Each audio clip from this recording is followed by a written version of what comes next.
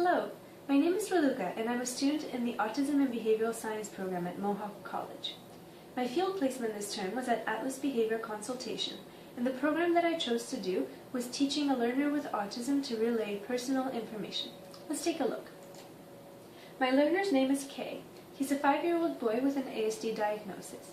Kay has 21.5 hours of IBI per week, split between home sessions, sessions at Atlas, and social group. He also goes to school 2 days per week, in a regular classroom with the help of an EA, and he has 2 speech and language therapy sessions per week. Kay is very social and he likes to interact with those around him.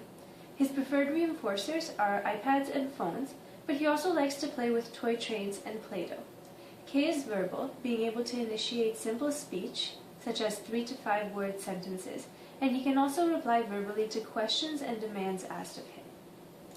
The goal of my teaching program was to enable Kay to relay his phone number and address to persons in the community. Research has shown that 50% of all children with ASD have the tendency to wander away from home and school, from their parents and from their teachers. So it is important for all children to be able to relay some personal information, such as their name, phone number, and where they live in case of emergencies. So let's have a look at the program that I designed for Kay. First, I took a baseline to make sure that Kay didn't already know the information that I wanted to teach him. It turns out that he did not. So my next step was to choose my 2 targets, which were what's your phone number and what's your address. The mastery criteria for each target was 3 consecutive yes probes on a cold probe data sheet, which looks like this. I used most to least prompting to ensure effective teaching. And my main prompt was a visual, to which I added verbal prompts and gestural prompts as needed. I also used backward chaining as a prompt fading procedure. Backward chaining is a teaching technique where you break down a complex task into simple steps and you teach the last step first. In 2011, a study done by Rayner found that backward chaining and video modeling were effective for teaching children with autism to tie their shoelaces. He also found that backward chaining was the more effective of the 2 methods when taken alone. Another study, also in 2011, found backward chaining to be an effective method for teaching adults with autism internet skills. This is a visual that I used for Kay. I wrote his entire number on a whiteboard and presented it to him upon delivery of the SD, "What's your phone number?" He could then read the phone number back to me. Then I started to remove digits backwards, and he had to fill in the missing information from memory.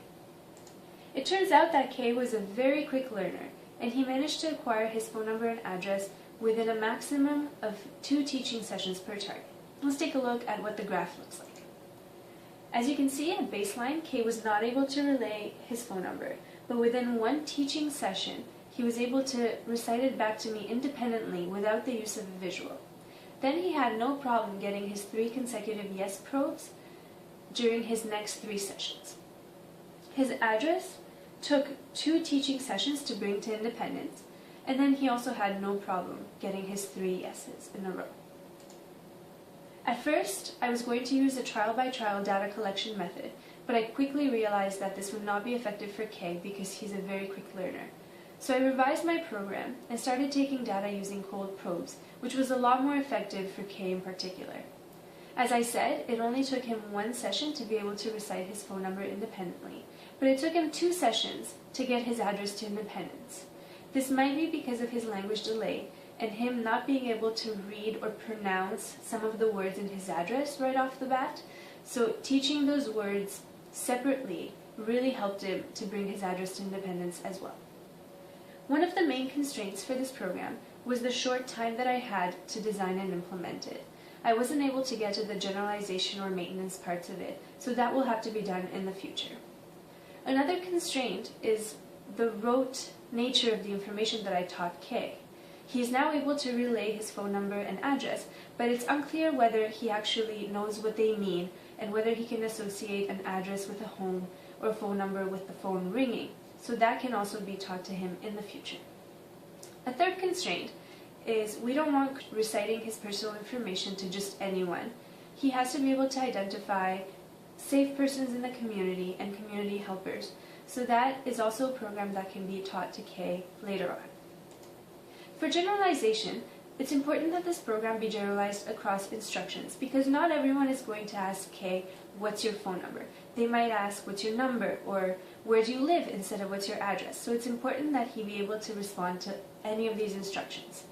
Also, it should be generalized across people. So we should get different ITs to ask Kay this information, as well as his parents and people in the community. It should also be generalized across environments to ensure that Kay can really use this information in an emergency situation. For maintenance, this information should be probed at 1, 3, 5, and 8 weeks following mastery to ensure that he's really retaining his phone number and address. Then it can be put into his high probability responses and probed at random in the future to ensure maintenance. Thank you very much for watching my presentation. Here are the references I used, and please feel free to leave your comments or questions in the comments section below. Thank you.